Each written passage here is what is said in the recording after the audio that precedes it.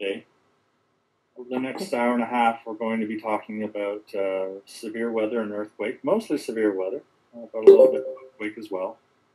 And some of the things I'm going to be talking to you about is some of the global trends we've been seeing over the last few years. That won't take too long. And then we'll bring it back to Canada pretty quickly and talk about some of the trends we've seen here in Canada, why we think the number and the frequency and severity of cat losses is going up in the country. And then I'll end off with some of the things that we're doing about it, including a discussion about water losses in particular. So first, we get the boring part out of the way, and that is the part where I tell you who we are. So unfortunately, you may not have heard of us, but we're in our 17th year. Back in 97, Insurance Bureau of Canada struck a committee of industry CEOs to look at the global problem of catastrophe losses, and kind of figuring that this trend would hit Canada someday in the future. They looked at what we should do about it to get ahead of the game, and what their decision was to create the Institute. And in the first very little while, we were basically an arm of, or a committee of, Insurance Bureau of Canada. But we all soon realized that we wouldn't get much government funding if that remained so. So we went off on our own as an independent, not-for-profit research institute. We put out a call to the university community out there in Canada for universities to bid as kind of our home university. And University of Western Ontario and London, Ontario won the bid. And ever since then, we have been officially an institute of that university in London. Our bylaws state that only property and casualty insurance companies can be members of ICLR. Once a year, we send out a member assessment to all our members, and they send us a check that's pretty much based on their premium volume. So the big players send us the biggest checks, and the small players send us the smallest checks. But our members represent about 80% of the premium written in Canada. We do get some funding through government, usually for specific projects. That's pretty hard to come by these days. And every once in a while, one of our member insurers or reinsurers will come our way with some money looking for a project to be done. But we don't consult. We don't do any backroom work. All our work and all our findings is made public to our membership. There's only 2 or 3 full-timers here at ICLR, but at any given moment, we have about 30 senior scientists working with us over anywhere from 12 to 16 universities, most of them Canadian. And at any given time, we'll have more than 100, mostly PhD candidates, working under those scientists. Some of the things that we work toward is reducing wind and earthquake damage to housing, buildings, and public infrastructure, understanding disaster risk management, enhancing the role of government science and policy. We do not lobby, though, and we are not a government relations group. We leave that to Insurance Bureau. We're essentially the science arm of the industry. And there's a couple of other things we do there as well. So this is kind of the broad-based topic we're going to talk about here. So first of all, as individuals, I think we know that disasters are a threat. We watch the news every night. We see what happens, not only globally, but in Canada. We don't always do what we're supposed to do in light of that. We don't plan. We don't put together 72-hour kits. We don't talk to our friends and family about what we should do in the event of a catastrophe. And we mostly don't try to mitigate against them by fixing up our homes and our businesses. It should be no surprise to you that governments themselves know that disasters are a threat, but they certainly don't do what they're supposed to do. I think locally, from a municipal level, emergency managers are very brilliant, very professional, and we're happy to have them, glad to have them to do a good job. Provincially, the provincial emergency managers also do a very good job as well. We're a little bit concerned federally. We think there's some big gaps there. We don't think we're ready for that big quake on the West Coast or some other event. The federal government has been talking about a national natural disaster mitigation strategy, and they finally just allocated $200 million towards that strategy. That's over 5 years, I believe. So it's not a lot of money, but at least they're starting to talk about it, and that's the main thing. Losses are rising for our industry and for government. Why? What's going on? And I'll talk to you about that. And finally, we'll end off with a discussion, and I'll show you some of the work that we do to address these trends. Swiss Reinsurance Company and Munich Reinsurance Company are 2 companies that do a very good job at tracking international catastrophe losses. These are Swiss Re data. And this is the sheer number of catastrophe events from the period 1970 to 2013. And what you see here is from the 1970 to the mid-80s period, a little bit of statistical noise there, a little bit of variability. And then from the mid-80s period onward, we see an explosion in natural catastrophe events worldwide. There's some earthquake in here, but I could pretty much count those with one or two hands. Most of the events here are hydrometeorological events, storm events, and a good number of them are North Atlantic hurricanes. These are normalized, so inflation doesn't explain the growth. There's something else going on there. But when you have a trend line like this, you're going to have a trend line like this, and that's the insured losses that go along with the number of losses. And again, you see a little bit of statistical noise right on up to the mid-80s period. And then, same as the previous slide, you see a big boom in events globally, with that first big peak being in 2005 with Hurricanes Katrina, Rita, and Wilma. I think about 106 billion insured there. And then just a few years later, in 2012, I believe it was, a Superstorm Sandy and a few other things that happened that year.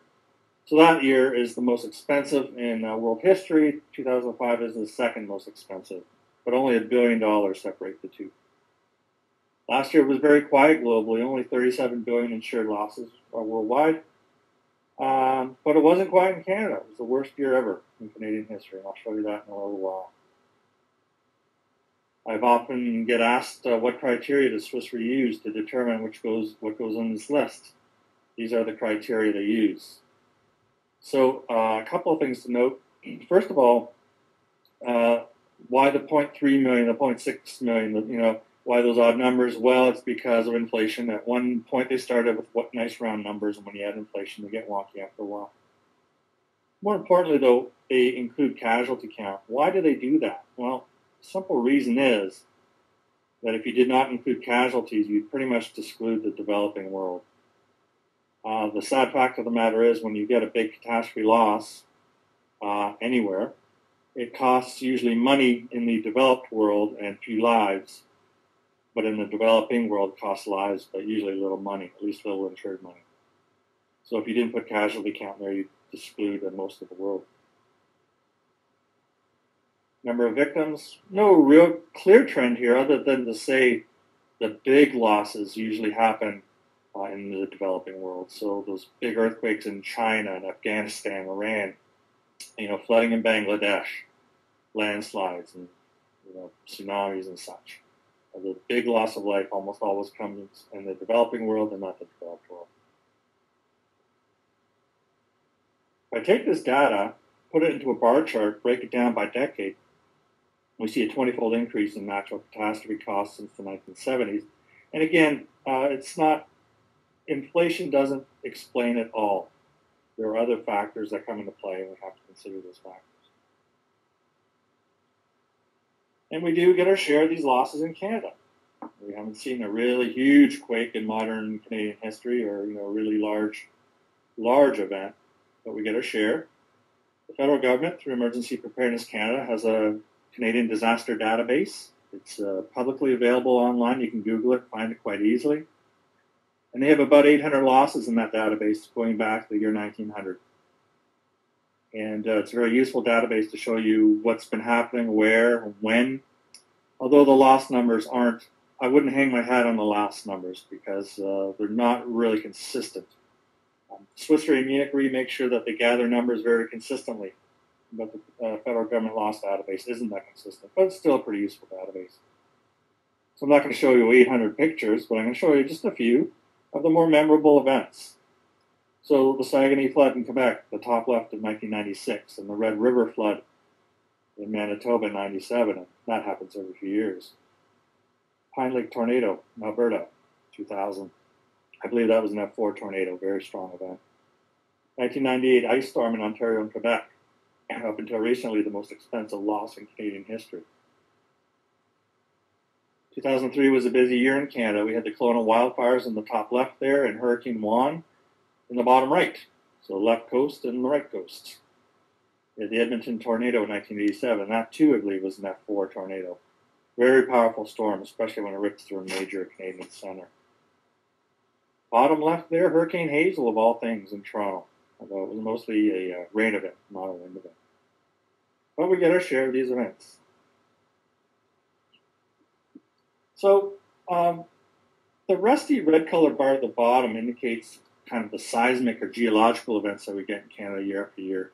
So the number of earthquakes and subsidence and landslides and things like that, they stay steady year after year. There's not a lot of variation there. And that's true globally as well. The number of earthquakes, we don't get the peaks and valleys in earthquakes like we do with weather-related events. They stay stable year after year. It's just where an earthquake happens. Okay, so when you get a big quake under Port-au-Prince, Haiti, or Christchurch, New Zealand, or off the coast of Japan, and it causes damage, people take notice. But when you get a really big quake off in the middle of the Indian Ocean, which happens once a week at least, and nobody notices because nothing happens. But it's the blue bar. That's what we're concerned about. That's the hydrometeorological events, the storms, and particularly water. There's not a single Canadian property casualty company out there that's not getting whacked with water claims. So we're going to talk about that later on in the presentation. If I look at all the data, all the hazards in that Canadian database, a good 40% of them are flood. And so flood is the most prominent hazard in Canada, and that's true globally as well. It's the most prominent hazard everywhere else in the world too. And we get everything else. We get everything that everybody else gets. The ice storms and the thunderstorms and tornadoes and wildfires and this, that, and the other. What keeps insurance company CEOs up at night? Well, I could tell you in a word, earthquake. As we say often, earthquake is really the only peril in Canada that has the potential to bankrupt insurance company. You're not ready. If you're not well capitalized, your reinsurance program is wonky or it's not in place, or if you've blown through your catastrophe covers and didn't reinstate them and we have a big quake, it has the potential to bankrupt companies. And we really have to be wary of that. That big West Coast quake will come. It's not if, it's when. We know that over the last 6,000 years, there have been 13 really large quakes off the west coast of British Columbia. We know that we've had 5 of 7 or higher in just the last 130 years alone. And less than 2 years ago, we had a 7.7 off Haida Gwaii. There are a couple of scenarios that can happen on the west coast. One of them is the Cascadia quake. That's where the Juan de Fuca plate is digging under the North American plate. That's how the Rockies were essentially created. And that can generate a really large, powerful event and possibly even a tsunami. So that's quite worrisome. However, the second potential on the west coast is a crustal quake. So there are a lot of fractures in the earth in and around Victoria and places like that. So a quake there would not be as strong as a Cascadia quake. However, the faults are much closer to the cities.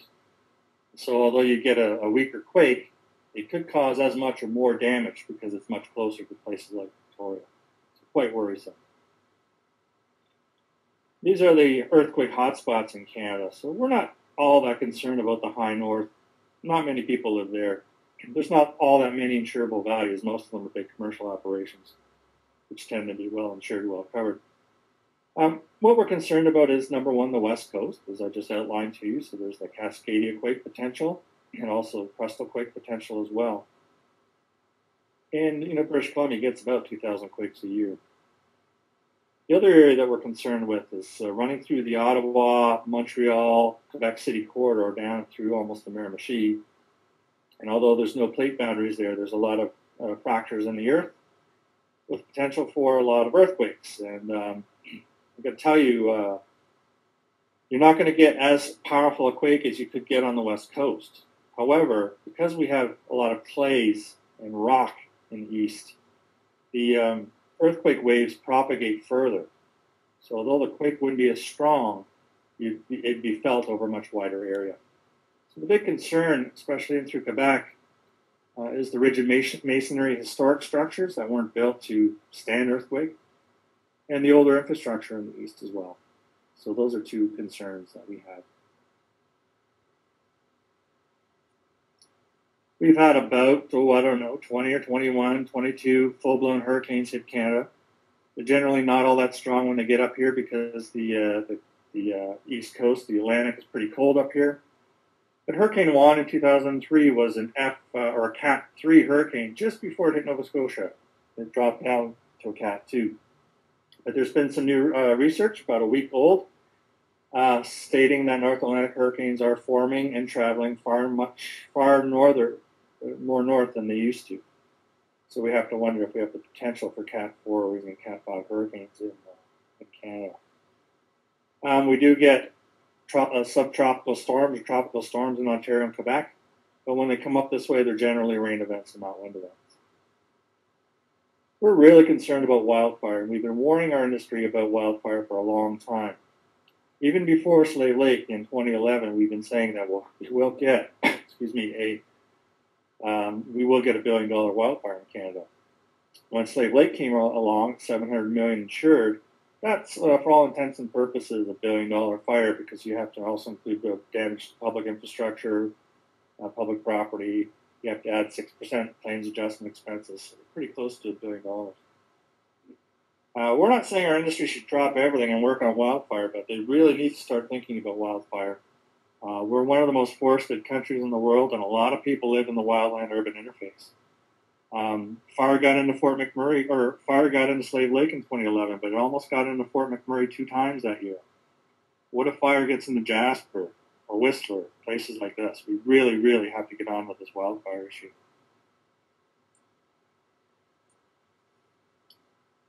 As you may or may not know, we've come off 5 horrendous years for catastrophe losses in Canada starting in 2009. What generally happens in Canada is you get a large event, maybe a $400 or $500 million event or even higher. Then you get other events, and when you add them up, you get $1 billion or more. That's what happened in 2009.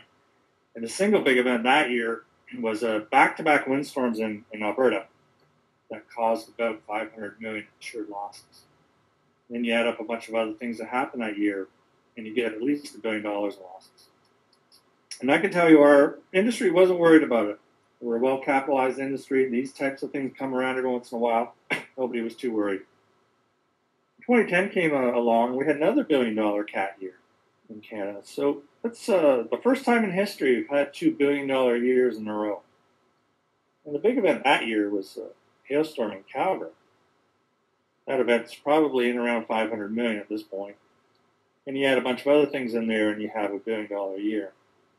So the industry's buzzing a little bit, but again, they're not too worried. And then you get 2011. Not $1 billion year, but a $1.7 billion year, the biggie being the Slave Lake wildfire. So even when you take Slave Lake out of it, you're still looking at $1 billion. And of course, the first time in Canadian history that we've had $3 billion years in a row. And our industry is starting to take notice. And, people are coming up to me at industry events and asking what's going on. Is this a blip? Is this a trend? What's going on? And I started wondering if maybe, ICLR should be the one to come out and speak about this. So 2012 rolls around, and guess what? Another $1 billion year. Now, when I say billion, some of those years are billions, but some of them were 1.1 and 1.2. And like I showed you in 2011, it was 1.7. The big event this year was, surprise, surprise, another big hailer in Alberta. This particular hailstorm in July turned out to be the most expensive hailstorm in Canadian history at about $500 million or more. And you had a bunch of other stuff in there, and I think that year was a $1.2 billion year. So this is when ICLR officially came out and said this is the new normal in Canada. This is not a blip. It's not just a little anomaly. This is the way it's going to be. We might not get $1 billion year every year. Sometimes it'll be under $1 billion, but sometimes it'll be over. And guess what? 2013 rolls around, and it's not $1 billion year, and it's not a $1.7 billion a year, but it's a $3.2 billion year for our industry. This is only events of $25 million or higher, as collected by Property Claims Service Canada. That's the threshold that they use. So nothing really happened in Canada until third week in June, and we had the Southern Alberta floods at 1.83 or $1.84 billion insured. And just a few weeks later, 2 storm systems emerged over Toronto and parked themselves and rain over the city. causing $944 million in insured damage. Neither of those figures include claims adjustment expenses. You had 6%, and you're into a whack of money. And the year's never over until it's over. And here we are last week before the year's done, and we have a big ice storm in Toronto at $225 million. So quite a year last year in Canada. When you add up 2009, 2010, 2011, 2012, and 2013, our industry paid out over $7.7 billion in events of $25 million or higher. Absolutely staggering figure. Glenn? Yes.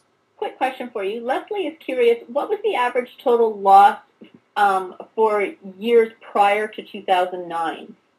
I don't have an average for you, but they have been creeping up. And so we shouldn't totally be surprised by that billion-dollar figure because the trend line was there. They were creeping up. Just $1 billion is kind of a magic number. And so people start getting a little nervous when you hit $1 billion. But kind of the writing has been on the wall for a while. I'm going to show you a bit of a summary. I think the next slide will show you some of the big years that we've had over the last little while. Hopefully that answers the question. Thank you.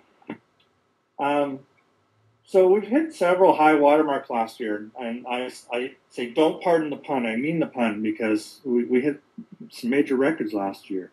We hit Canada's costliest and third costliest insured loss event within 2 weeks of each other last year, 3 weeks of each other. So that means that the ice storm fell to second place. It took 15 years for that to happen, but it's now second. And the previous second place event, Slave Lake wildfire, fell 2 notches to fourth place. It was the first time ever that we had $2 billion cats in 1 year in Canada. Never happened before, not even close. And as I mentioned to you before, it was our 5th consecutive year of billion-dollar events. Here we are on the 27th of May. We've had nothing happen in Canada so far this year. Doesn't mean anything, because we didn't have anything until the third week of June last year. Anything can happen. Or we could have a quiet year, who knows. Just kind of a broad brush summary. We had $1 billion cat year in '98. That was strictly because of the ice storm and nothing else. It was about $1.3 billion insured in 1998 dollars. We had $1 billion cat year in 2005, largely due to a big rainstorm event in Toronto on August 19th of that year. That was about a $600 million event.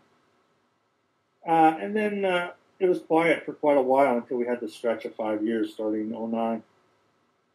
So those are all the billion-dollar years we've had in Canada. We've had some other, bad years, but nothing really particularly close to what we saw last year anyway. I'm going to show you a lot more stuff today, but this slide actually might be the most disconcerting to you as brokers. Once upon a time, not too long ago, the industry pretty much relied on the homeowner product to make money. It was always a very stable product. You had a bad year once in a while. But for the most part, it was a pretty good money maker. And it was very common to kind of get whacked hard on the auto side. If you're writing a, Ontario auto insurance or Alberta, a few years back, Maritime Canada, by its very nature, auto insurance is volatile, and particularly in places like Ontario where the political risk is high. But the homeowner loss ratios were always quite low, and you could always kind of rely on it to make you a couple of dollars. If you look at the period between 1983 and 92, the difference between the auto loss ratio in Canada and the homeowner's loss ratio was 18 points, with the auto being high, homeowners always being low. In the next period of time, from 1993 to 2002, that shrunk dramatically, and the difference between the two loss ratios was only 12 points. And then you go to the most recent period of 2003 to 2012, and that has shrunk even further to about 6 points. This might not be very relevant to you if you're in a place where there's public auto. But it just goes to show that the homeowner product is not the stable money maker that it once was. We're seeing volatility being introduced into the product, and I think we really need to get a handle on that. What's going on? Why are losses rising? I mean, this trend we see internationally, as I showed you at the top, but it's also happening here in Canada. Well, we think there are 3 things that we can point at. the reason why we have catastrophes, the reason they cause damage and grief and a lot of insured losses are many. And it's very difficult to simplify them. And there are a lot more than just these three things, but we kind of summarize things into these three topics. First of all, more people and property are at risk, and that's what we call a concentration of values in our industry. Secondly, our infrastructure is in a very poor state, and finally, the climate is changing. Other factors can include how we live. So look at the way we're finishing basements these days, way different than we did 4 years ago. Where we build is another example of things that we do to put us at risk. There are a bunch of political and societal factors, but these are the three things we like to talk about. Let's look at the first one. We've got 7 billion people walking the face of the earth right now, and by 2048, that'll be up to 9. What I find is that these estimates generally pretty conservative. We usually hit them before the target date. So we may hit 9 billion people before 2048. By 2026, 30 million Canadians will be living in cities. We have, places like Calgary hitting 1 million in population just a few years ago. Never thought I'd see that in my lifetime. We got about $1 trillion worth of homes in this country. There are 8 million fully detached houses in Canada. It doesn't include the detached townhomes, the condominiums, etc. There's a lot of insurable equity out there. And as our population goes up, so does motor vehicle registration.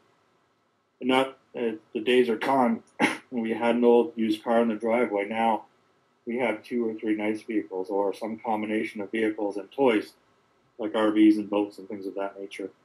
And according to one wildfire expert I deal with on a regular basis, one of the reasons why the fire spread through Slave Lake was because of these toys. RVs and boats and things like that, full of fuel parked next to homes and help propagate the spread of the fire. Here we have Ocean Drive in Florida in 1926 and Ocean Drive in Florida in 2000. Even if that right-hand picture hasn't changed much in 14 years, you have inflation to add on there as well. So one of the most dangerous places in the world to build because of North Atlantic hurricanes, and we are building like there's no tomorrow. Just lots and lots of equity for our industry to have to absorb. Hurricane Superstorm Sandy in Manhattan, the second most expensive city in the world. When you get a storm like that, it's going to cost you money. Sandy's costing somewhere in the neighborhood of $75 billion insured dollars. Calgary. Talk a little bit about that later on, but of the $1.8 billion insured losses, $1 billion of that was commercial, including those big towers you see in the downtown there with their critical systems being damaged or destroyed outright, Saddle Dome and other things like that. You have Toronto. There's the waterfront in the 50s, and actually this postcard picture at the bottom right is dated now because there's a wall of condominiums now between the water and the downtown. Again, all this insurable equity that has to be covered by our industry and the reinsured. And Slave Lake, who would have thunk it? Fire gets into a town of 7,000 people, we have 700 million insured. What if fire got half the town? What if fire got the whole town? Could have happened. We could have been into a much larger event than we already were. But I haven't talked to an insurer yet that wasn't surprised by Slave Lake costing them $700 million. Some of the shots that came out of there. By the way, 500 homes destroyed there. That's a record. We've never had a hazard or an event in Canada that destroyed as many homes as the Slave Lake fire.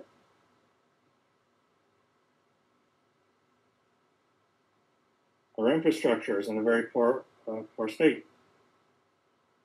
Once upon a time, we spent 5% of our GDP on infrastructure every year. We haven't seen those numbers in a long time. And now, when the federal government releases a couple of dollars for infrastructure, it barely makes a dent in the infrastructure deficit. And also what generally happens is it goes to local governments who decide to put in a new ice rink or a new recreation center because that's what gets them reelected. Stormwater infrastructure does not get people reelected.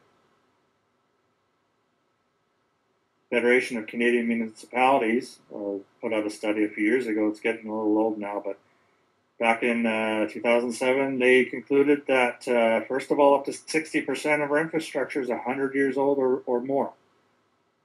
They also concluded that we're $123 billion behind. Our infrastructure deficit is $123 billion. That includes what we need in brand new stuff and what we need to get the current stuff up to a better level. I took this picture just a few blocks away from my office here with my BlackBerry camera. This is a City of Toronto potable water, drinking water service pipe cap. Date on that thing, 1889. It's not that the cap is 1889 and the pipe is brand new. The pipe is a cast iron pipe with weld leading. And a report in the Toronto Star last week said that a large number of homes in Toronto have lead in the drinking water because of such things. Finally, the climate is changing. I can do a 3-hour presentation on climate change if you wish, but I can only pull a couple of choice things out to show you right now. First of all, the high north is warming at a rate of 3 to 4 times faster than anywhere else. Canada has warmed by about 3 degrees since the start of the Industrial Revolution. The entire Earth is warmed about 0.8 degrees Celsius. Why should we care about the high north? Well, there are a couple of things we should care about. One of them is that the new science from NASA Goddard indicates that the loss of permanent sea ice may be making our jet stream lazier. And it may be one of the reasons why we had such a super cold winter in Canada this past year. But instead of a nice variable jet stream, we're starting to get one that looks a lot like pushing a rope. And that's affecting our day-to-day weather in Canada.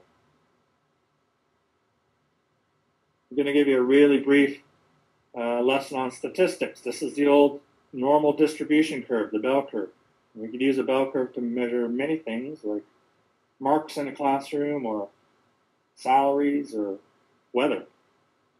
So let's say, for example, we're looking at Calgary weather. Let's say we're measuring the annual average August temperature in Calgary. So that annual average August temperature would be at the top center of the bell curve. The tail on the far left would be those days that are colder than normal, and the tail on the extreme right would be those days that are hotter than normal. Look what happens when I move the bell curve up by 1 standard deviation, 1 degree Celsius. So let's say the annual average temperature in Calgary is now 1 degree warmer than it was historically. The number of cold days remains the same, but look what happens at the number of extreme hot days. Okay, that's just by moving up a degree. So let's see what's been happening worldwide. These are observations. So summer temperatures, 1951 to 1980. The average would be the white band at the top of the bell curve. The cooler than average is blue and the warmer than average is red. So this is 1951 to 1980. From 1981 to 91, it's gotten warmer. Summers have gotten warmer all over the world. So we still have that white average band, although it's changed a little bit. But the blue has shrunk. And so that means that it's less probable that we'd get a cooler summer. And we've added that dark red on the extreme right. Those are the new extremely hot days that have become more probable and that have actually happened. This is all observed. Then we go 1991 to 2001, we move up another standard deviation. And look at that red. Okay, that red has grown, the dark red has grown quite a bit. So we get even more extremely hot days. It's still possible to get colder than average weather. That will always be possible, especially in Canada. This is Canada. But it doesn't disappear. It just becomes less probable. And if we look at the period 2001 and 2011, that dark red has grown yet again, and the blue and the white has shrunk. So it's less likely to get an average warm summer day and an even lesser likelihood to get a cooler than average day. It's way more likely that we're going to get extremely hot days in the summer, and that's been happening.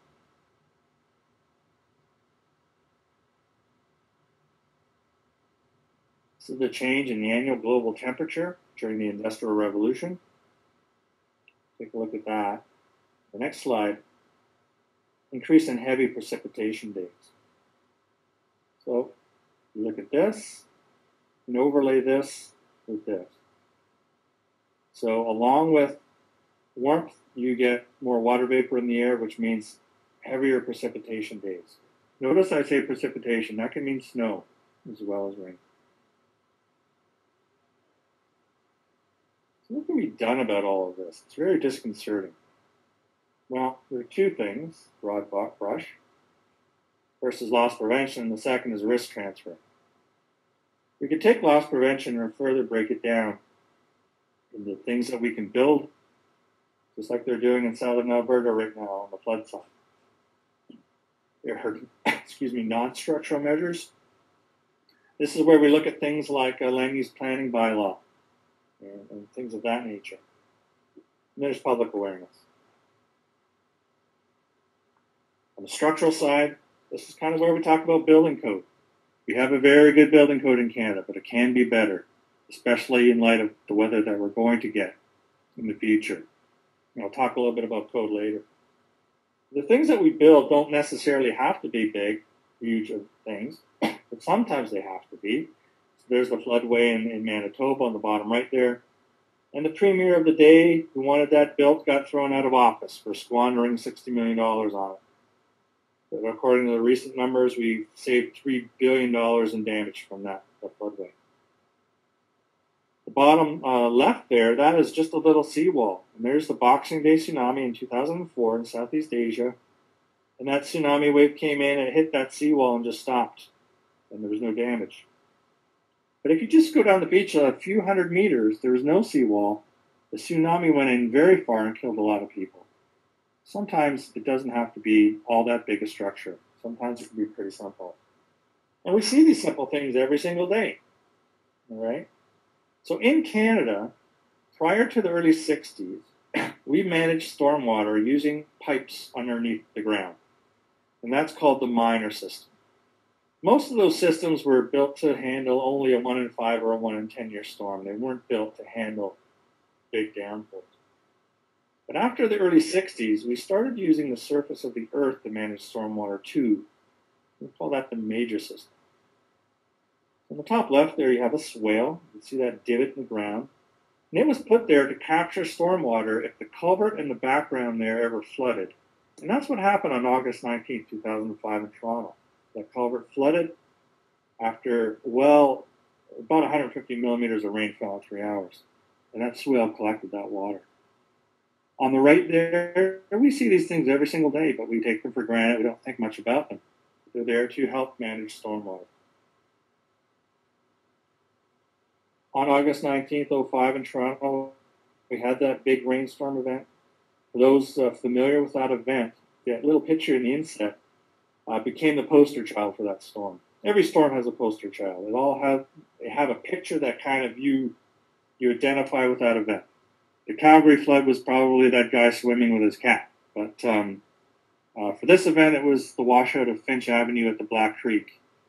That culvert was washed away, and that hole was there for 5 months. The city of Toronto replaced it with this culvert here.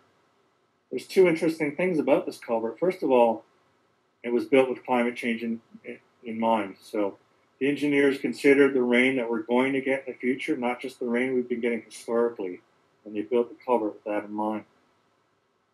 Secondly, they've helped prevent overtopping from happening. So what generally happens in a big rainstorm event is you get a rush of debris down rivers and streams, branches and trees and things like that, and they plug up the culvert. The water can't get through it, so the water rises and rises and rises, and then it overtops, washes over the top of the road, and washes the road away. So that slope that you see there, that nice flume, is built to help prevent overtopping from happening. But very interesting. These are the types of things we have to think about in the future. Underground stormwater storage tanks. So here we have a park in Ottawa, Ontario. Looks pretty innocuous, but underneath that grass is this big holding tank you see there on the left. And these are put there, namely or mostly, to help prevent the storm sewer system from becoming overwhelmed in the event of a rainfall event. We have them in Ottawa, we have them in Toronto, Ontario, we have them in Hamilton, Ontario. All sorts of places are putting these in. Now, as the director of Hamilton, Ontario Water once said to me, he said, Glenn, all we need to do is buy time. If you can buy me 15 minutes, I can prevent basins from flooding by preventing the sewer system from being overwhelmed. And these stormwater storage tanks help prevent that from happening. So cities are putting these in on public lands. They're putting them under parks, putting them under football fields at schools or under playgrounds or wherever they can. The Dutch are brilliant at managing stormwater. They have to be. Most of the country is under sea level. This is what they call a storm plow, water plaza. And when it's dry out, you can sit there in the bleachers and have your lunch and watch a basketball game or whatever. But during a storm event, that can fill up with stormwater. And again, it prevents the system from being overwhelmed. And after that system gets a chance to catch up, they release the water back into it. These are some neat things. There's a subway station in Thailand where before you go down in the subway, you have to walk up a bunch of stairs. And that's because of typhoons in Thailand. The bottom right there, that's in Manhattan. It looks like a piece of Frank Gehry art or something like that, but that's air intake for the sewer system, or the subway system. And again, it's raised off the ground. If you walk down Yonge Street in Toronto, the stairs to the subway are flush with the sidewalk, and the air intake grates are flush with the sidewalk. And when we get a severe rain event, the subway floods. We have to start thinking about this stuff. The things I just showed you, those are hard infrastructure. Now there's soft infrastructure. It's a new generation of infrastructure that we have. And what we have here are rain gardens. So there's a big excavation underneath these gardens and different types of soil and stones put in there. And then they put in nice permeable topsoil and plants. And you would be surprised at how much stormwater these things collect and keep out of the stormwater system. So if you put these in tandem with mitigations, like a backwater valve, disconnecting downspouts, landscaping your property, etc., take all those in tandem as a package, you can manage stormwater very effectively and keep it out of basements of homes. Then there are non-structural measures, and this is where I talked about building code. This is where we talked about land use planning. And one of our findings in the research we've done recently on the flooding in southern Alberta is that unfortunately Alberta has some of the most lax land use guidelines in the country in terms of building on floodplains. So in Ontario, you generally can't build on the 1 in 250 floodplain. In Manitoba or Saskatchewan, it's 1 in 500. In British Columbia, it's 1 in 200. But in Alberta, they allowed construction on the 1 in 100-year floodplain. It's the most lax guideline in the country. Not only did the province allow construction on the floodplain, but they sold Crown land on floodplains to developers and let them put in subdivisions. And I believe they're looking at changing that now. Let's hope they do. But the point is we have to be careful about what we allow to be built, how we allow things to be built, and of course where we allow things to be built. And public awareness. This is one of the areas we really do a good job with at ICLR. We put out a lot of material that you as brokers can use. I'll show you some of our stuff later on, but you're more than welcome to use any and all of the stuff that we put out on mitigation, particularly basement flood mitigation. So whether it's our YouTube videos, whether it's our brochures, anything at all, you are welcome to them. You can put them on your websites free of charge. We have to work together to get losses down. So use our stuff at will. And just let me know if you are, because it's nice to know where our stuff is going.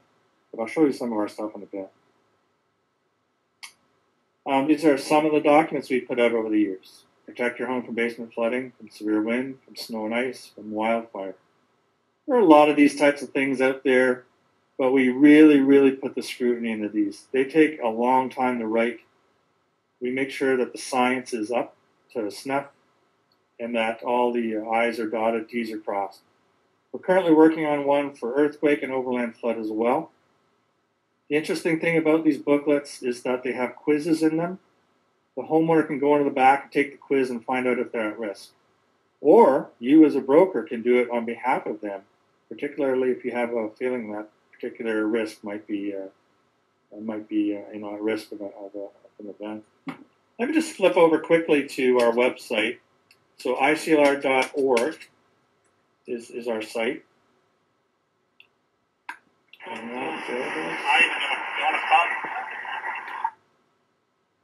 So ICLR.org, and if you come down here, you'll see that these brochures are available, English and French, okay, in PDF format. So you're more than welcome to link over to them if you wish, or take the PDFs and put them on your own site. Here we have basement flooding, we have severe wind in English and French, snow and ice in English and French, wildfire. We're working on that earthquake one, but as I mentioned, it takes a long time to make sure that we have it all right. We don't just put these out for fluffy PR reasons like a lot of operations do. We put these out with the intent of getting losses down.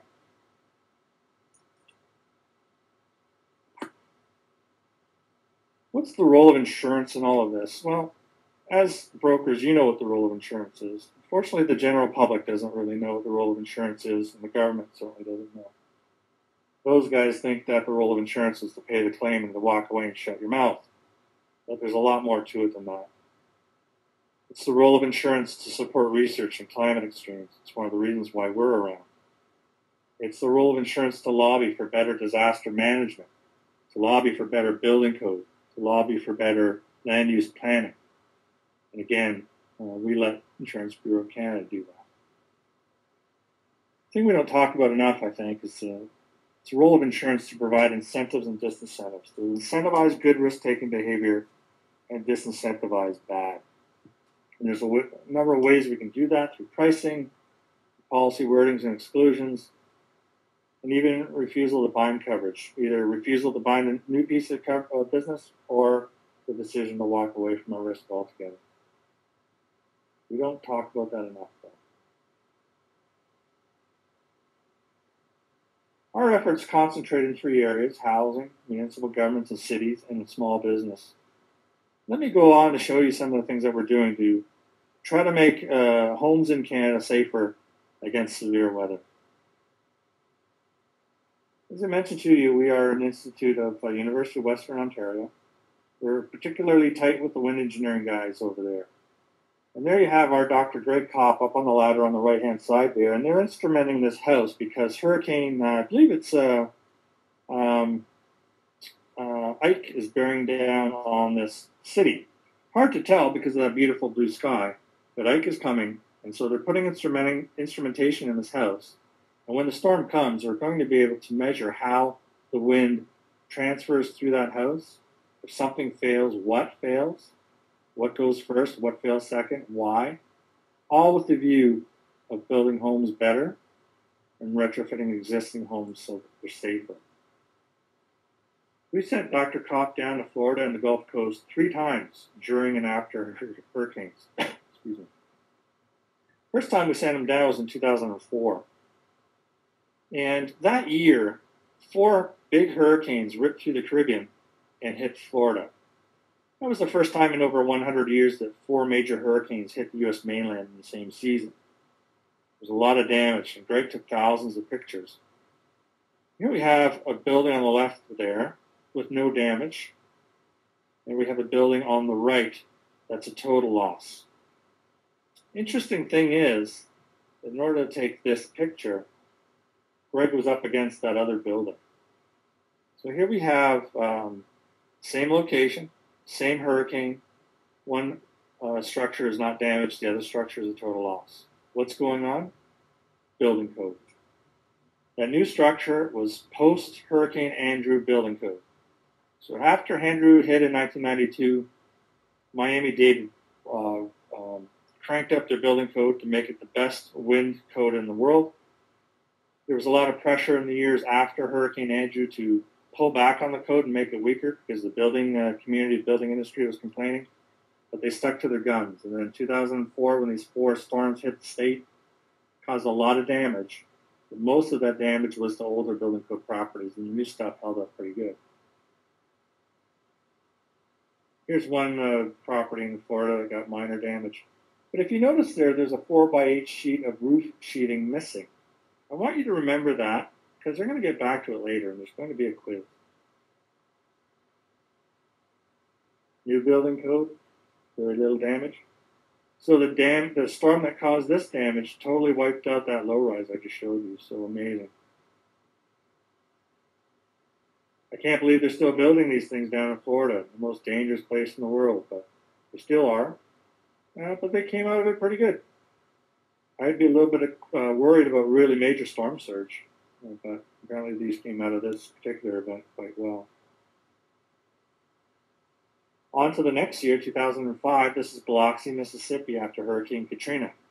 Dr. Kopp said that when you walk down the street, all double garage doors had the same failure. All you have to do is reinforce these garages with metal, but nobody does that. And they had the same failure. Often, other common areas of loss with fascia, soffits, downspouts, vinyl siding. A lot of that stuff goes because most of it is clipped in with plastic clips.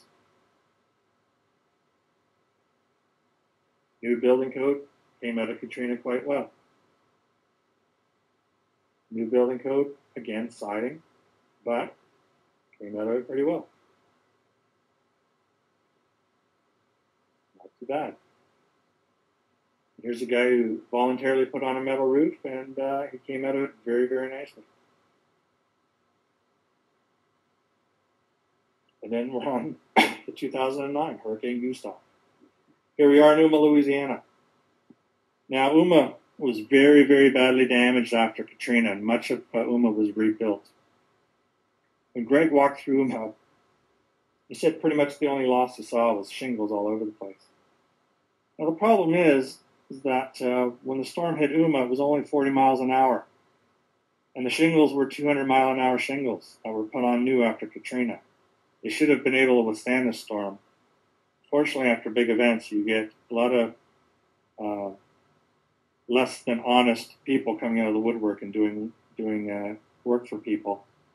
So we see a lot of shoddy fly-by-night work being done. The only major piece of damage Greg saw was from the house you see in the background there, where Mr. Weekend Warrior built an addition onto his home. And he didn't get a permit, and he didn't have it inspected, and he didn't know the code. And he didn't know you were supposed to toenail the roof into the walls. And this very weak storm comes through, picks up the entire addition, and drops it on his neighbor's home. So these are the types of things we have to worry about. One of the conclusions of Greg's work, older homes get damaged far more than newer homes during severe weather events. Well, I think there is kind of this idea in our culture that older homes and older cars are built better than newer homes and newer cars. It's not true. The science shows that newer homes are much safer than older homes. Let me show you some of the really, really neat wind labs that we have at Western University. Both of the big labs are on the grounds of the airport in London. But this wind tunnel is actually on campus. We've had a wind tunnel at Western University since 1965. It's named after Dr. Alan Davenport, who was a pioneering wind engineer. And when you go to the lab there, the wind tunnel, you'll find models of all the most famous bridges and buildings built all over the world, because many of them were tested there before they were built. That's because Dr. Davenport is an engineer, is a pioneer. Many of the concepts he's come up with over the decades are still used today. But for a long time, we tested little models of homes in the wind tunnel, but you can only tell so much from a little model. So somebody came up with a great idea of building a lab that can hold an entire house, and we'd be able to bust up this house and see, what makes buildings collapse. And so $7.5 million later, we came up with what we call the Three Little Pigs Laboratory, or the Insurance Research Lab for Better Homes. So that blue structure is a hangar. We call it the hangar. It's on rails. You can actually pull it back and expose that home to real weather. There's a concrete hard floor that was donated by the cement industry. It took about 70 cement trucks to pour that floor. And this steel exoskeleton was donated by the steel industry. The very first structure we tested was a home that was built by Fanshawe College, community college building students. This is a typical Ontario Building Code home. Here we have the home exposed to the elements and under the hangar. So then what the researchers at Western did was they put out a tender. They asked engineering firms to develop something that would replicate hurricane force winds. Now there's a big lab in South Carolina. That lab has taken the decision to build a wall of fans and blow wind on the structures that they test. The problem with that is wind doesn't just blow. It doesn't just give you a positive force energy. It also sucks. It pulls back. It gives negative force. And that positive and negative, that switch back and forth, the positive, negative, can happen very, very quickly. So these actuator boxes that you see on the right here can replicate that positive and negative force of wind. So just a blowing wind from a fan is not going to do it. But these actuator boxes can replicate a hurricane perfectly. Really early on in the research, these actuator boxes were going to control these vinyl bags that you see on the left. But we've now taken a more advanced, different tack. So here you see 120 of those actuator boxes on the steel exoskeleton. And if you can see them attached to that hose and this kind of a suction cup, that's what we use now. As I said, they can replicate hurricane force winds perfectly. We could sit at the controls in the control room and ask these devices to replicate Hurricane Katrina, for example, and they can do that perfectly. So the idea is to find out what our homes can stand up to and how we can make them better. We did many, many tests on the structure over the years. Early on, we just tested little components of the building. We tested different nails and fasteners. Finally, we got around to doing the big test where we completely ripped the roof off the home. We theorized that the roof would fail at probably an F0 or an F1 tornado, and it didn't fail until F3. So we're very happy to say that a typical Ontario home, and probably a typical Canadian home, because building code's pretty much the same, we're pretty proud to say that those homes can withstand probably an F3 tornado. But we do need to do better. One of the things that we found here is that wood cracks. So when you're building a home, the kiln-dried wood cracks. And we found through our tests that cracks don't matter. They have absolutely no bearing on the structural integrity of a home. But we found a few other things that were really important when we did these tests. First of all, interestingly, we found that if you apply wind on the front of a home and the roof gives way, it's the back of the roof that will lift before the front of the roof. So the leeward side of the roof will lift before the windward side. I'll tell you in a few minutes why that's important. Secondly, we found that the roof failed incrementally. It didn't fail all at once. So when we applied an F0 tornado to this home, the roof lifted a little bit. Then when we applied an F1, it lifted a bit more, F2 a little bit more, and then at F3, it finally gave way. So it didn't just give away all at once, it gave away a bit at a time. Finally, and kind of frighteningly, we found that once the roof separated from the walls, you couldn't tell. The roof just sat on top of the home, completely detached.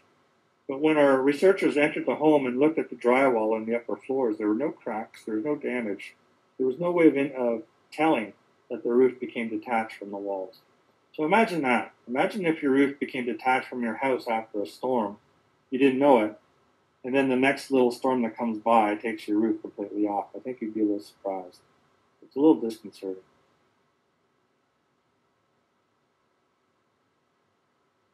Once the roof was off the house and they dismantled it, recycled it, and sent the rest to landfill, the idea was that they were going to bulldoze the home and then go out fundraising for the next structure to test.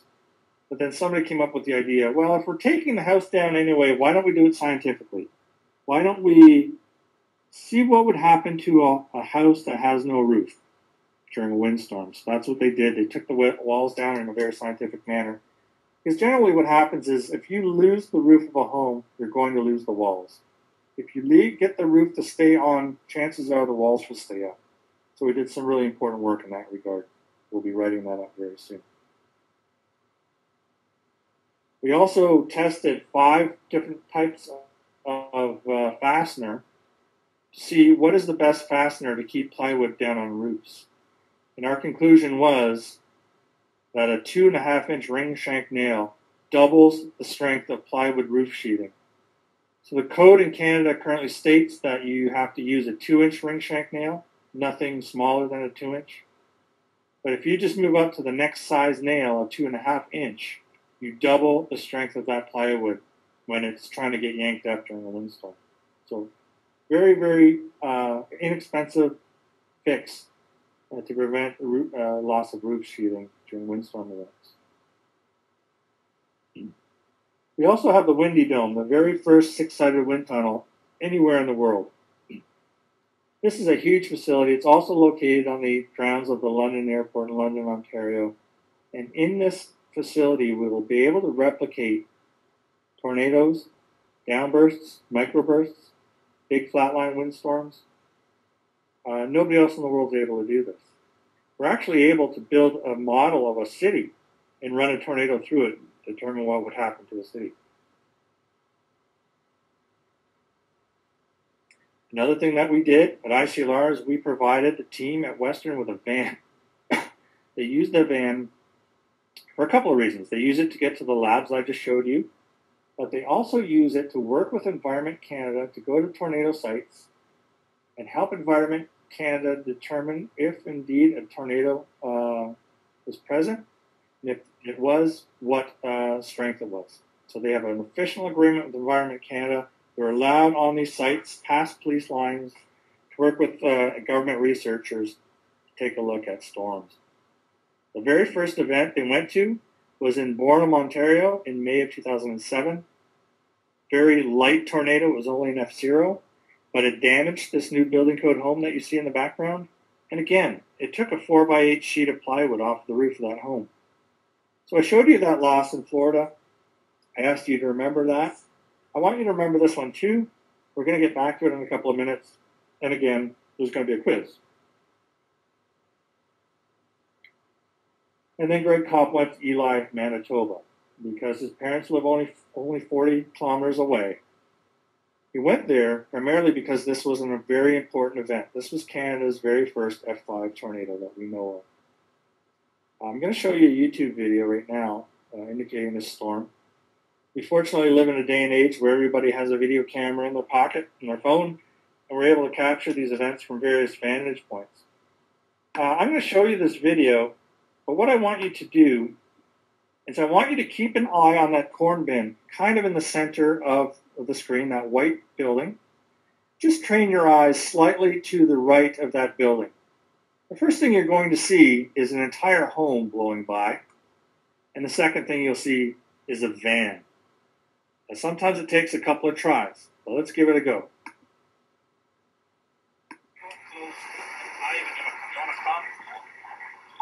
There goes the house. There's an entire home. And there's the van right there. Okay? So a staggering event. We're talking about winds of over 500 kilometers an hour. It's not the mill, it's the town. Just so you know, the fastest F5 tornado ever recorded was in Oklahoma in 1999, 540 kilometers an hour. Storms, F5 tornadoes have the capacity, have been known to take pavement off of roadways. This was an exceptional event. The story went that nobody was killed by this storm because it was the high school graduation and everybody was at the high school and the storm didn't hit the school, so everybody was all right. And it turns out that that story was true. However, with that home that you saw flying by, the mother, husband, and daughter were indeed home, and they were under a mattress in the basement, and they survived. This home was built in the early 50s, and we think that Manitoba didn't have a rural building code back then. But our conclusion was that if this home had hold downs, it may have survived the storm. And I'll show you a picture of a hold down in a little bit. Then on August 20th of 2009, Ontario had an outbreak of 19 tornadoes that day. It was the biggest outbreak in Ontario history. 2 F2 tornadoes dropped down in Vaughan, Ontario, directly north of Toronto. One in Woodbridge, Ontario, one in Maple, Ontario. Half of our team was there within a few hours of the event. The other half was there by the next morning. And we helped Environment Canada determine what happened. And then the team also went off and did damage surveys. We found a number of really important things. First of all, guess what was holding down the roof of this garage? Gravity. What we found was the home builder put notches in that cinder block wall, took their upper chord of the joist and hammered them down into those notches, and that was that. When that window broke above the garage door there, the garage blew up like a balloon. It pressurized, and off went the roof.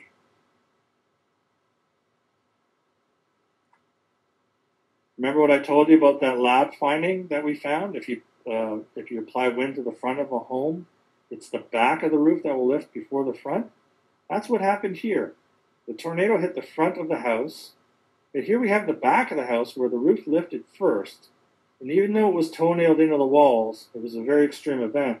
That roof went up and the wall was lost. Again, if we can learn to keep roofs on, we have a better chance of keeping the walls up and better chance of not losing anybody. Here's very clearly a new building code home. What we believe happened is that the master bedroom window was broken, either by wind or by debris. Once that happened, the house pressurized and off went the roof. 500 homes were damaged in Vaughan from this event. About 25 of them had to be bulldozed. Here we have partial roof loss. Again, master bedroom window failed, either due to wind or due to debris, and part of the roof was lost as a result.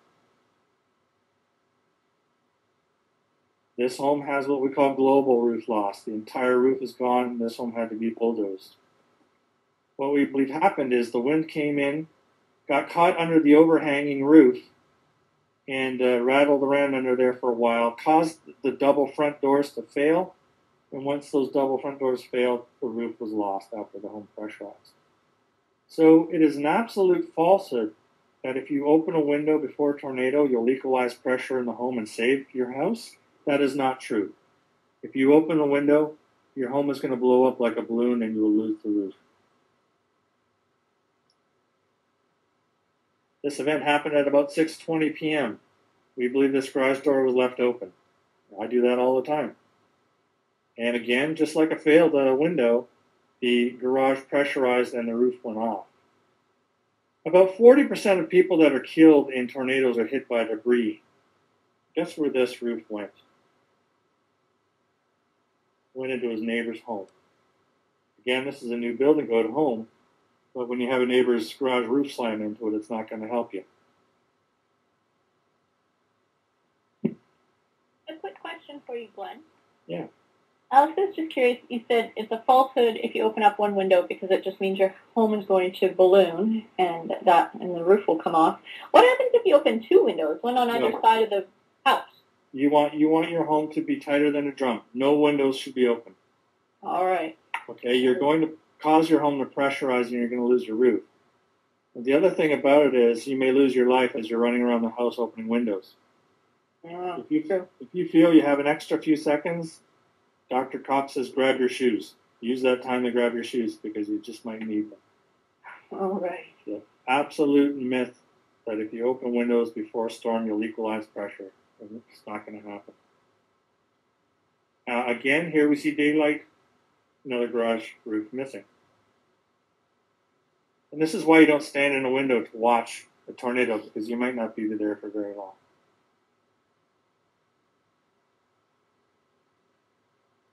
This elementary school had 2 3-ton air conditioning units sitting on the roof. We often see how incredibly choosy catastrophes can be, hazards can be. Sometimes you'll see a whole raft of homes burnt down and one standing. Or you'll see a whole raft of houses blown over and one standing. In this case, the wind caught these 2 3-ton air conditioners, but the one just dribbled over the edge of the building and landed in the parking lot. The second one, however, was thrown 70 meters away. There's no marks on the grass, so it did not roll down that hill. It was actually tossed. Our investigation determined that the only thing holding down these units was the wiring harness.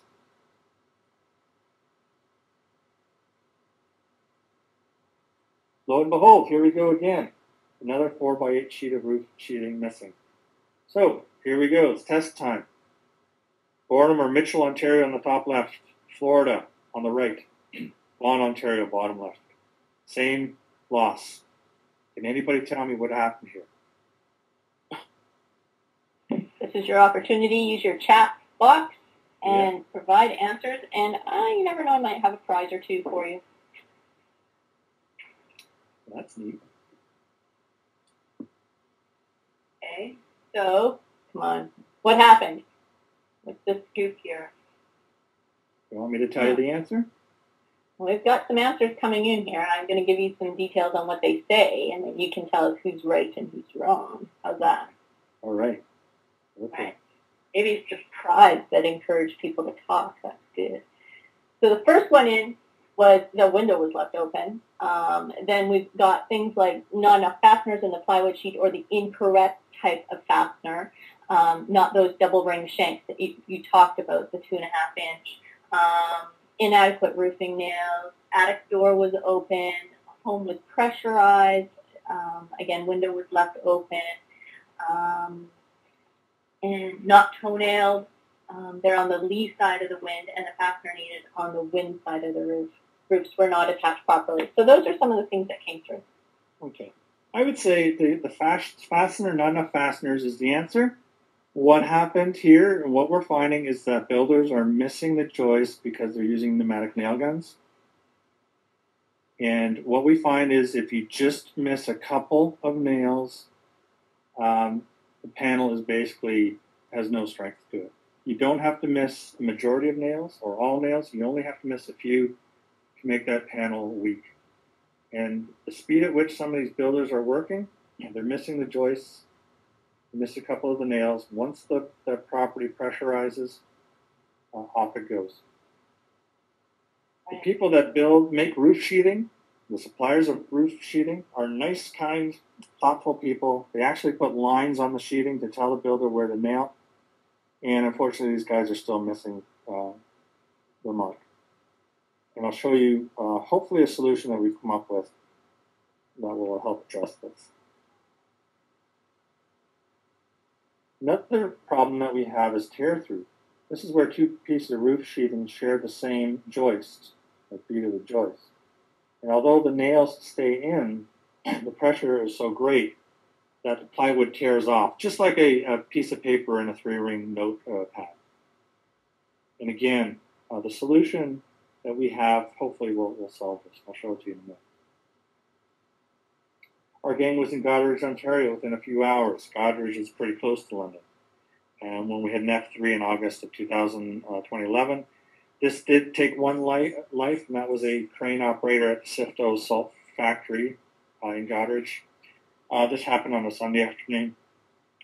Very hard to see here, but can anybody tell me anything interesting about the brick in this vehicle on the bottom right there? You notice anything different? Everybody's thinking.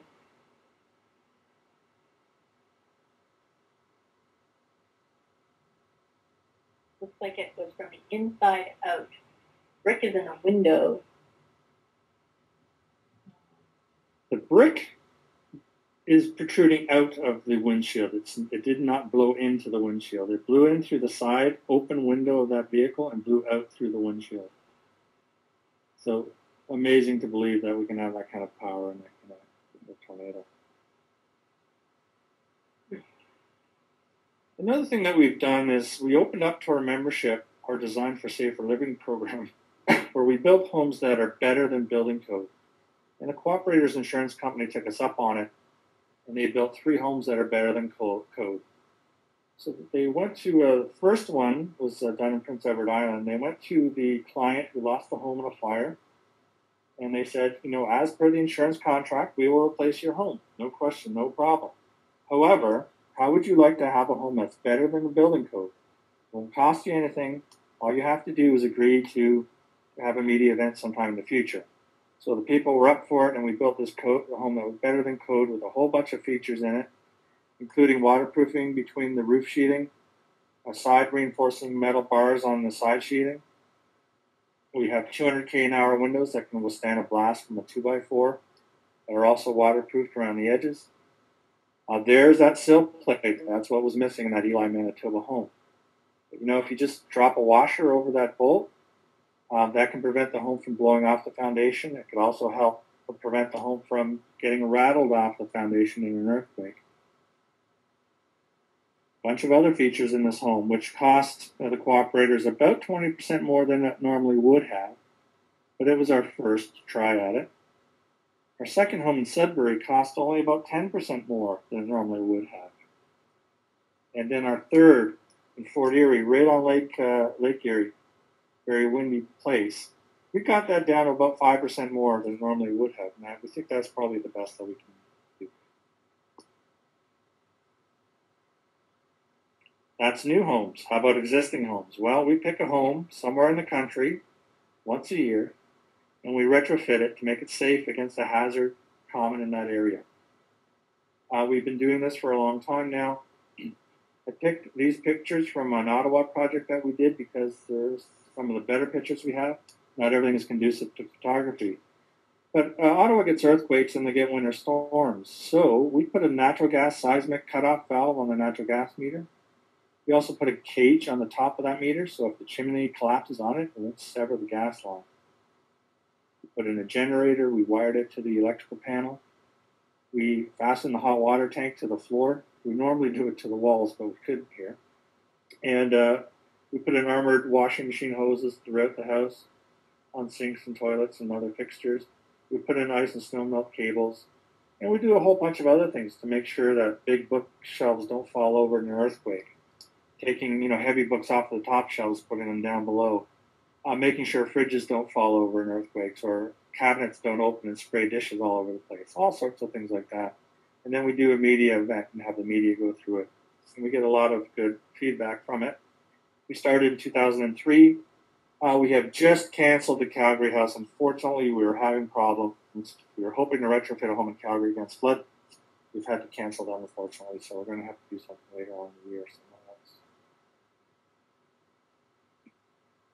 A couple of years ago, the government of Ontario invited us up to talk to them about building code. And near the end of the meeting, they actually invited us to make some changes to the Ontario building code, to submit changes. So we came back to the office, we talked it over, and we decided to submit 3 changes.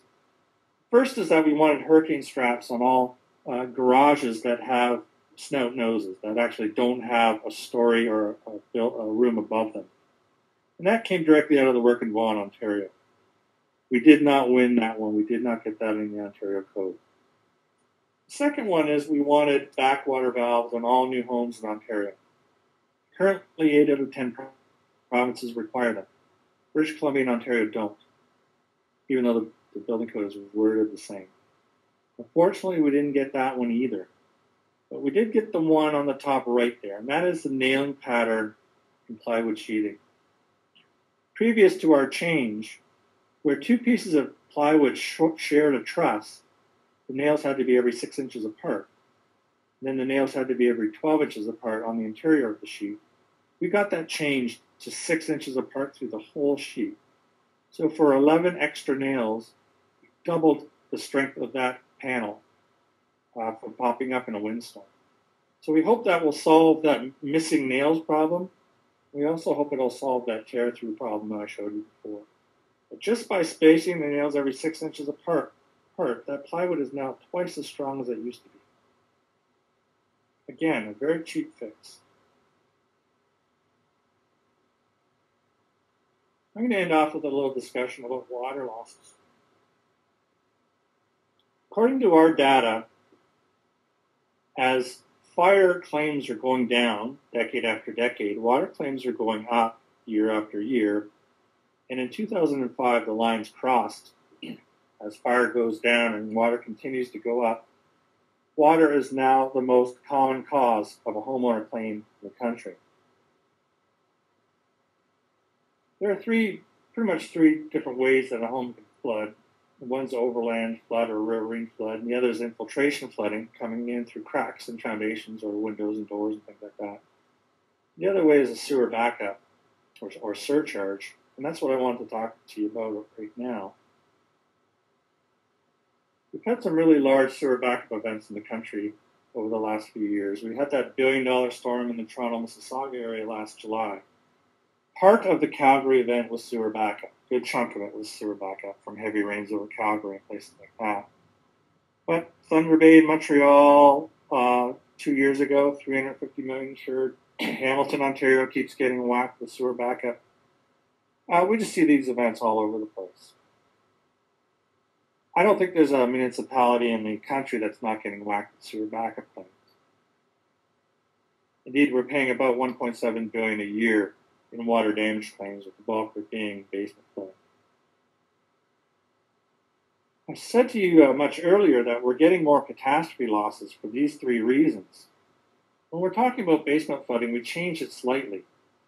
So aging infrastructure is an issue, climate change is an issue, but it's changing lifestyle that makes a difference now.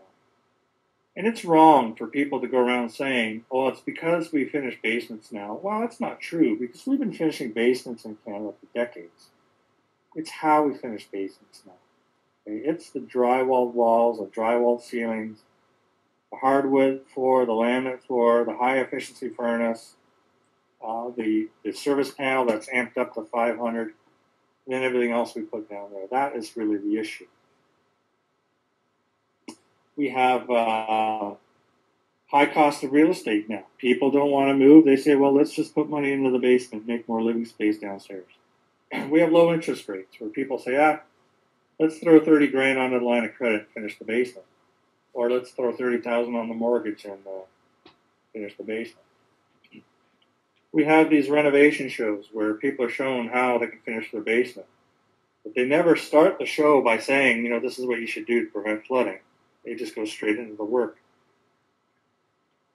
And then, a lot of people point to flat panel television, stuff like that. Those things are pretty cheap now. They contribute to the problem, but they're not the only problem. You get a little bit of water in a situation like this, and you have a mess. So what do we have to do? Among other things, we have to encourage homeowner action. Homeowners really have to realize that they play a big role in this. It's not enough to say, I pay my taxes, city, you fix your sewer system. That's not enough. Particularly since a lot of the basement flooding problems are not because of infrastructure, but they're because of stuff that's going on the individual lot, like failed tree roots in laterals and failed foundation drains, things like that. Some of the things we need to get homeowners to do is to disconnect their downspout if possible. It's not always possible, but it usually is. In places like Toronto, Ontario, and Markham, Ontario, it's a bylaw. You have to do it. You'd be surprised how much water comes off a roof in a rainstorm. It's mind-blowing. We have permeable pavement on the bottom left there. We have a backwater valve on the top right. Window wells and window well covers. We have severing the foundation drains and putting them to a sump pump. Then having a backup sump pump and backup power. Those things are all really important. We have to get insureds to help start embracing this stuff. Rating factors. Do we ask insureds if they have reverse slope driveway? We should. And if they do, it should be factored into their costs, their premium. Places like Toronto are trying to ban the construction of reverse slope driveway homes. But do you have a below-grade walkout? Do you have an exterior stairwell? All these things are bad news, and we should either stay away from them or pump up the premium where they exist. A lot of municipalities, not enough, but a lot of them put out great educational material on basement flooding. Edmonton has some of the best in the country. And a lot of cities also subsidize the installation of backwater valves and sump pumps in some pits. We need more municipalities to embrace this kind of stuff, and we need more homeowners to take them up on it. Not enough do. We've done a lot of stuff on basement flooding, and we pulled it all together in our website, www.basementfloodreduction.com. Let's just whip over there really quickly. I want to show you some of the things that we have available for you. And I want you all to use this at will, please. So first of all, a homeowner can come here and take a quiz. So if you click down here, okay, you get this quiz. And at the end of the quiz, you get a score. Has your basement ever flooded? Yes or no? Don't know. Next. Do you pour fats and cooking oils and grease down the drain? Sometimes. Sometimes it will give you a picture and a definition. So are the sewer grates in front of your home clear of debris? Well, what do they mean? Well, they mean this. And they'll explain what's going on. So an insured can take this quiz, or you can take it for them if you wish. Also, you can go up to our 20 tips to reduce the risk of basement flooding. Click on them. Each one of these is interactive. So if I go down to this one about backwater valves, I just click option 15 here. And we have these great animated, narrated animations. The backwater valve is a fairly simple but effective device. It allows water from sinks, toilets, and tubs to flow out of your home and into the municipal sewer system, but has a simple gate that closes shut if water begins to back up from the city's pipes into your basement. So we have a whole range of these little animated, narrated animations, which tell you what sump pumps are and how they work, what backwater valves are and how they work, how you should maintain your backwater valve, how you can landscape your property to get water away from it, et cetera, et cetera. So they're all located on basementfloodreduction.com. They're also on our YouTube channel. Feel free to embed them on your websites, to link to them, whatever it takes. We have all these engineering drawings to explain how these things work and what's what. And here's a little video about how to maintain your backwater valve. It's not enough to have a backwater valve, you have to maintain it. So there are 20 tips here, and many of them have these accompanying photographs, movies, animations, etc., etc. Please, feel free to use them all at will. Let me know if you are, though, just so we know what's going on. We have the publication side as well. If I go home, if I go down to resources here, we have French and English resources. We have our basement flood handbook here. We have the smaller booklet for homeowners. We have all of our YouTube videos, how-to videos on basement flooding. So we are a center of excellence for basement flood risk reduction in Canada. Nobody else is doing the kind of work we're doing, and nobody else has these kinds of resources, and certainly nobody's giving them away for free. We're the only ones. I want to thank you very much for this opportunity. It was fantastic. I'd be very happy to answer any questions you might have right now. Thank you very much.